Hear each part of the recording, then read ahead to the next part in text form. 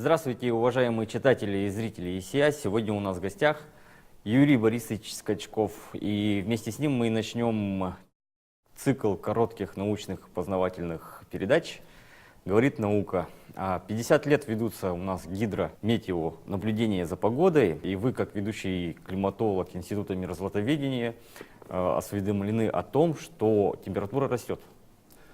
Да, вы правильно сказали, что температура растет. Я только внесу одну поправку.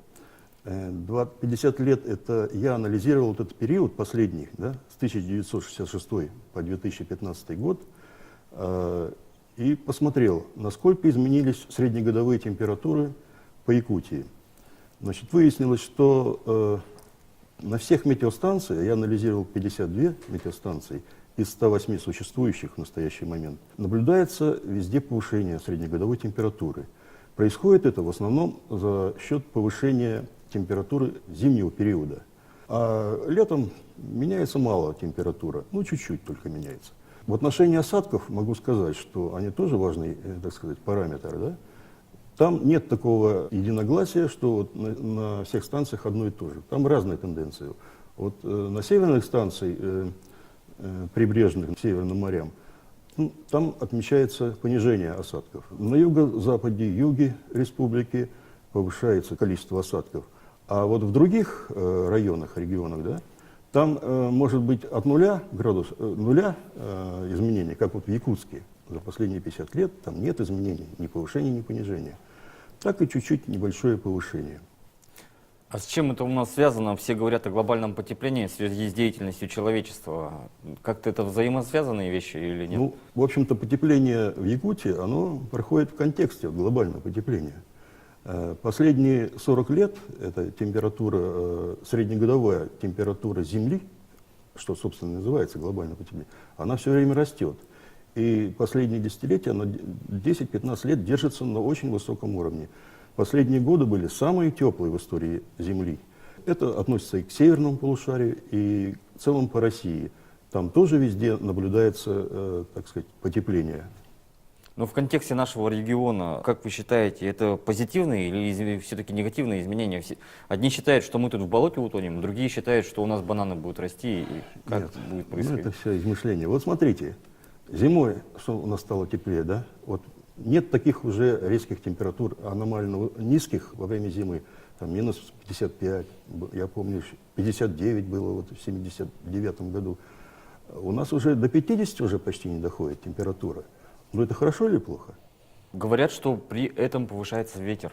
И по ощущениям такая погода становится гораздо... Насчет ветра, ну, у нас тут, когда вот низкая температура, за 40, да, практически нету вот в Якутске ветра. Ну, только тут местный какой-то локальный там в городе. Вот я живу-то, в общем-то, на окраине, там у нас штилевая погода при таких температурах. Поэтому, ну, нет, я не скажу, чтобы ветер поднялся, увеличился. Как вообще происходят, наверное, изменения в климате? От чего? Это количество, концентрация какого-то газа, это азот, или там это, опять же, озоновый слой, это деятельность метан, который производят животные какая-то, вот недавно была информация. Значит, сразу отметаю озон, потому что он, так сказать, из другой области, он не влияет вот на потепление. Парниковый газ, самый такой важный, самое главное, это углекислый газ. Его концентрация растет очень быстро. С конца 19 века, ну, раза в 1,5 уже выросла. И достигла таких высот, что никогда не было еще, там, ну, не знаю, там, последние тысячелетия не было вот, в истории еще, когда человека не было. А метан тоже играет роль, ну, меньшую, так сказать. То есть у нас в основном вот, эксперты по климату, они связывают это глобальное потепление с ростом углекислого газа, концентрацией углекислого газа, то есть парниковый эффект все время, так сказать, увеличивается. А какие-то долгосрочные прогнозы можно сделать? Вот. Есть. Вот эта группа экспертов по климату каждые 5 лет выпускает отчеты, в которых, значит, там участвуют тысячи, так сказать, сотрудников из разных стран.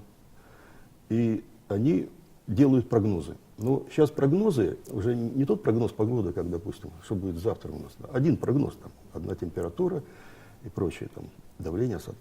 Это некие сценарии.